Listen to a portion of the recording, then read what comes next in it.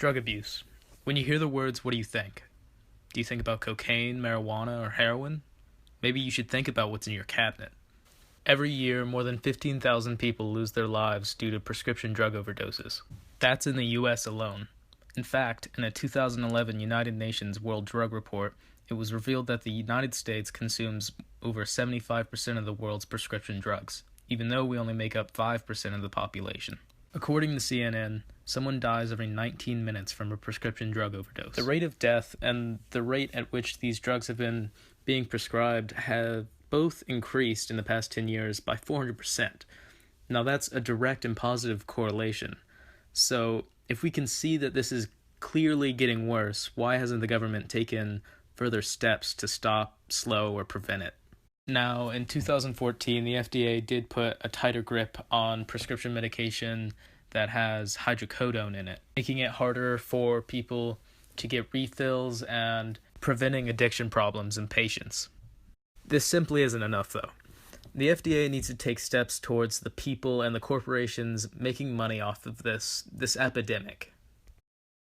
The first thing that needs to be handled is the marketing scheme that the pharmaceutical companies are running on the people in the United States.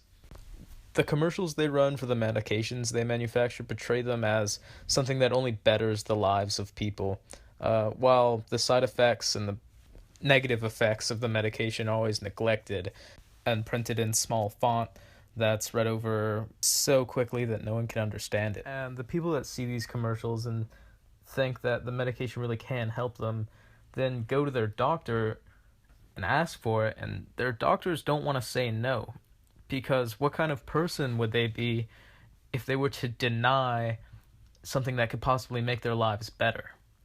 But in reality, if your doctor thought you needed that, they would probably prescribe it to you on their own.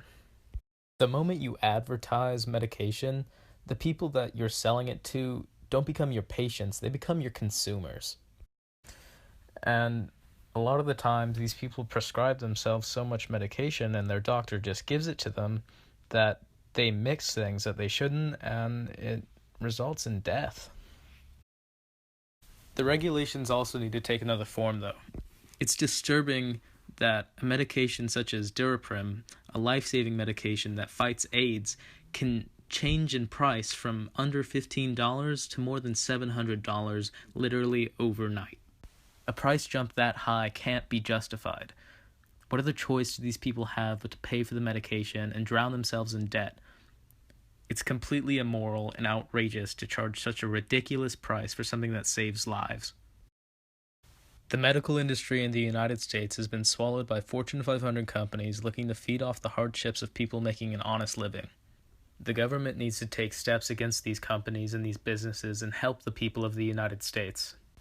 It's not something that's going to fix itself, and it's not something that people can fix on their own. Thank you for your time, and I hope you agree.